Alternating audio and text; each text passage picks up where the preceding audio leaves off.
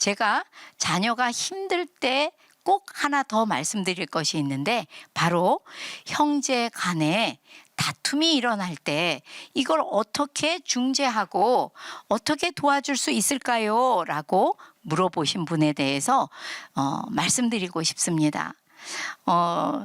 부모가 언뜻 보면 자녀들이 싸울 때 내가 가서 말려야지 누가 말리나 라고 생각하시게 되고, 내가 너는 옳고 너는 틀렸어 라고 OX를 쳐주어야만 한다고 생각을 하시지만, 사실은 부모의 역할은 심판도 아니고 중재자도 아닙니다. 부모의 역할은 지금 둘이 싸우느라고 분명히 문제 소유 둘 다 했을 거거든요. 그러니까 그 아이들의 감정을 한 아이씩 교대로 충분히 마음을 알아주어야 하는 역할이 필요한 바로 그때입니다. 제가 여러 예가 있지만 오늘은 저희 집에 있었던 예를 한번 말씀드릴까 합니다. 한번 읽어볼게요. 저희 큰아이가 작은아이를 가리키며, 엄마, 쟤는 피아노를 연습할 때 틀리는 거 가르쳐 주려고 하잖아요? 그러면 막 피아노를 땅땅 치면서 신경질을 내요. 제가 그것을 듣고, 우리 예은이는 동생이 피아노를 틀리게 연습할까봐 가르쳐 주는 건데, 정은이가 피아노를 땅땅 치면서 싫어해서 정말 속상하겠다 라고 이야기했어요. 그랬더니 옆에 작은아이가 가만히 안 있죠. 작은아이가 볼멘 소리로 말합니다. 나는 빨리빨리 연습하고 싶단 말이에요. 이렇게 말했어요. 너는 연습을 빨리 끝내고 싶어. 이렇게 말했더니 네! 하고 대답했어요. 그래서 한 번 더 작은아이한테 반영적 경청을 해주었습니다. 빨리 연습을 끝내고 싶었는데 언니가 자꾸 가르쳐 주려고 하니까 귀찮았나 보다 했더니 내가 안 나와요. 왜 그럴까요? 엄마가 내 마음을 읽어주려는 건 고마운데 귀찮은 건 아니었던 거죠. 그래서 네라는 대답 대신 작은아이가 이렇게 말합니다. 언니가 자꾸만 기분 나쁜 말투로 말하면서 내 손등을 탁 쳤어요. 언니가 말투가 기분이 나쁘고 손등을 탁 쳐서 그래서 네가 마음이 상했구나. 그랬더니 네, 그랬어요. 이렇게 말했더니 큰아이가 옆에서 엄마, 나도 모르게 손을 탁 때렸어요. 너도 모르게 동생 손을 탁 때렸구나. 그랬더니 미안해 정은아 라고 큰아이가 말했어요. 그런데 요 적은 놈이 아무 대답도 안 합니다. 그래서 제가 작은 아이의 마음을 한 번 더 읽어줬어요. 그러면 다음부터는 정은이가 피아노 연습을 하다가 틀려도 언니는 가만히 있기를 원하는 거겠구나. 그랬더니 얘가 아니에요. 그건 아니고요, 엄마. 기분 나쁜 말투로 안 하고 내 손을 딱 때리지만 않으면 난 언니가 가르쳐 주는 게 좋아요. 라고 말했어요. 그래서 제가 너는 기분 나쁜 말투가 아니고 기분이 좋은 말투로 가르쳐 주면서 때리지 않으면 언니가 가르쳐 주는 게 너무 좋단 말이지. 그랬더니 네, 맞아요, 엄마. 벌써 기분이 좋아서 얼굴이 환해졌어요.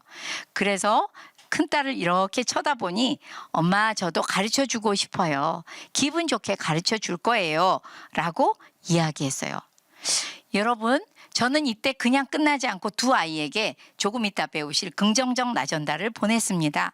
와, 예은이는 기분 좋게 가르쳐 주겠다고 하고 동생은 언니한테 배우고 싶다고 하니까 엄마는 정말 너희들을 참 잘 키운 것 같고 보람이 있다. 이렇게 이야기했어요. 그랬더니 네, 그러면서 서로 기분 좋게 막 일어나는데, 이건 그냥 웃기는 얘기예요. 막내가 엄마, 언니가 머리도 때렸어요. 이렇게 얘기했어요. 그래서 우리가 다 같이 막 웃었던 기억이 있습니다. 여러분, 형제가 싸울 때는 물론이고 이 방법을 가르쳐 드렸더니 학교의 선생님들이 정말 학생들끼리 싸울 때 막 선생님들이 심판을 봐야 하고 중재를 해야 하는데, 이 방법으로 한 아이가 이야기할 때마다 그 마음을 읽어줬더니 이런 거죠. A라는 아이의 마음을 읽어줄 때 B가 들어보는 거죠. 엄마가 A의 언니의 말을 듣고 뭔가 마음을 알아주는 걸 들어보니 언니가 저런 마음이었구나. 또 동생한테 제가 반영적 경청을 해주면 언니가 아까 동생이 그런 마음이었구나 라고 알게 되면서 정말 마음, 감정이 가라앉으면서 서로가 좋은 문제 해결책을 찾아 나서는 것을 볼 수가 있습니다. 네. 그래서 정말 여러분 여러 가지를 배우겠지만 제가 여태까지 자녀가 힘든 상황에서 제일 길게 이야기할 것인데요. 그랬던 이유는 정말 마음을 읽어주는 반영적 경청은 여러 면에서 정말 중요합니다. 자, 또 이번에는 부모가 힘들 때는 부모가 말할 차례라는데 나 전달이라는 기술을 써야 되는데 이거는 약간 구성 요소가 있어서 어렵게 느껴질 수도 있어요. 뭐냐 하면 나 전달. 부모가 자녀의 어떤 행동 때문에 힘들다고 부모의 감정을 말해주는, 알려주는 그런 기법이죠. 나 전달의 구성 요소는 거기에 써 있는 것처럼 첫 번째, 자녀의 행동을 비난 없이 서술해야 돼요. 예를 들면 이거죠. 네가 음악을 듣고 있으니까 이렇게 말하면 비난이 없는데 야, 너는 맨날 그렇게 음악을 크게 틀고 있으니까 이러면 내가 맨날 그랬나? 나는 크지 않고 딱 내 귀에 좋은데? 이렇게 들으면서 비난이 느껴져서 엄마가 힘들 때 하는 나 전달이라는 정말 정말 듣기 싫어 이렇게 되기 때문에 정말 처음부터 자녀가 부모의 말을 듣지 않게 돼요. 그러니 여러분들께 부탁하고 싶은 것은 사진기로 찍는 것처럼 감정을 넣지 마시고 자녀의 행동을 서술해 주시기 바랍니다. 예를 들면 조금 아까 말씀드린 것처럼 네가 음악을 옆방에서 듣고 있으니까 이렇게 말씀해 주시는 거죠. 그 다음 요소가 부모인 나에게 미치는 영향이에요. 엄마는 피곤한데 쉴 수가 없어서 그래서 부모의 감정이나 상태가 어떻다고요? 엄마가 지금 너무 힘들어. 이렇게 말하는 것이 나 전달입니다. 그런데 보통은 부모가 문제 소요했을 때 나 전달을 안 하고 너 전달을 해요. 예를 들면 이런 거죠. 야, 꺼! 얼마나 간단하고 쉬워요. 그런데 자녀가 그 너 전달을 들으면 항상 마음이 상하고 비난받는 느낌, 공격받는 느낌이 있다고 합니다. 조용히 좀 해. 너 엄마 힘든 거 안 보여? 이 모든 것들이 너 전달이에요. 그런데 나 전달은 사실 알림 서비스라고 말씀드려도 됩니다. 뭐죠? 그냥 엄마가 너의 어떤 행동으로 인해서 지금 상태가 어떻다고 알려주는 거예요. 그 이야기를 듣고 자녀가 문제 행동을 바꾸어 줄 건지 그냥 그대로 갈 것인지는 자녀의 몫이에요.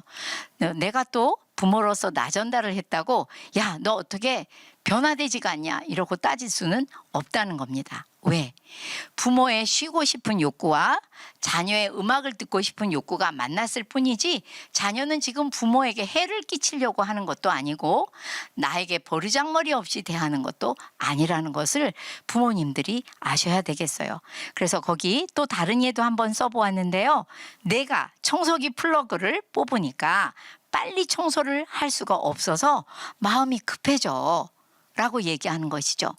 이것도 너 전달로 하면 그만해. 너 플러그 또 뽑으면 엄마한테 혼난다? 라고 너 전달로 하던 것을 네가 플러그를 뽑으면 엄마가 얼른 청소를 할 수가 없어서 마음이 급해져 라고 얘기하는 것이 나 전달이라는 것이에요. 부모가 힘들 때 이렇게 말하려면 힘드시겠죠? 그래서 처음에는 종이에다 적어서 연습도 하시고 종이를 보고 아이에게 얘기하기도 하고 어떤 분들은 포스트잇에 써서 자녀에게 그대로 전달해 주기도 합니다. 그런데 아이들이 이걸 고마워해요. 저도 저희 딸한테 이것을 사용해 본 첫 번째 경우를 잊을 수가 없는데요. 자녀가 계속 TV를 보고 있는데 저는 공부를 해야 되는 상황인 거예요. 그래서 이거는 내가 문제 소유했으니 나 전달해보자 하고 예은이가 TV를 보고 있으니까 엄마가 집중할 수가 없어서 숙제를 할 수가 없어서 마음이 막 급해져 이렇게 말했더니 아무 반응이 없는 거예요. 이거 그냥 TV 끄고 들어가라고 명령하던 옛날이 나은 건가? 라고 생각할 때쯤 한 3분이 지났을까요? 아이가 갑자기 TV를 딱 끄더니 제 책을 잘 정리해주고 안 하던 문단속까지 전부 해주고 그리고 나서 엄마에게 배꼽 인사로 엄마 안녕히 주무세요 하고 들어가는 거예요. 그날은 바빠서 묻지도 못했고 다음날 물으니 엄마의 말투가 뭔가 기분이 좋고 내가 TV를 보는 것이 엄마한테 어떤 영향을 끼치는지를 알게 되어서 되게 고맙더라는 거예요. 그러면서 자기가 꼭 봐야 되는 거 그거 조금 더 보고 그래서 껐다고 저한테 얘기해 주더라고요. 이렇게 나 전달은 너 전달에 비해서 부모가 힘들 때 꼭 사용하시면 좋겠습니다. 이제 가운데 너도 나도 문제없는 영역에서는 무슨 말을 할까요? 긍정적 나 전달입니다.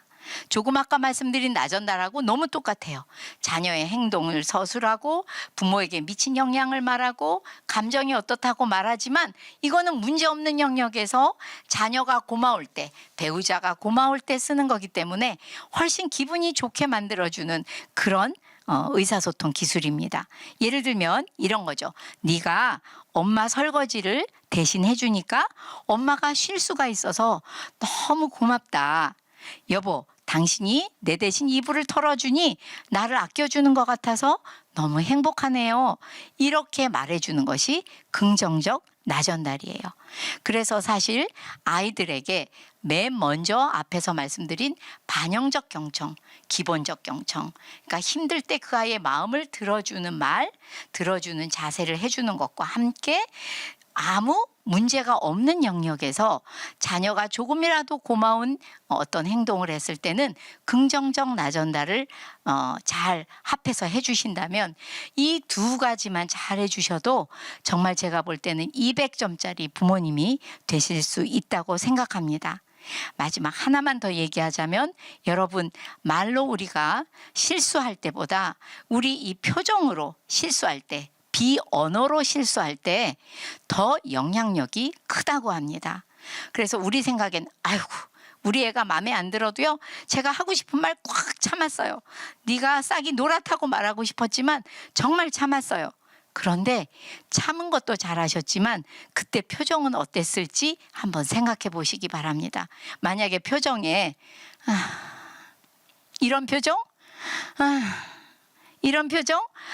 제가 지금 다 일일이 할 수가 없지만 왜 이 표정으로 더 말을 많이 하잖아요. 우리는 그런 표정으로 자녀에게 보낼 때 너무나도 많은 상처를 받고 힘들어한다는 것을 우리가 알고 표정으로 항상 밝게 너는 나에게 힘을 주는 존재, 행복을 주는 존재라고 비언어로 얘기해 주시는 부모님들이 다 되시기를 바랍니다.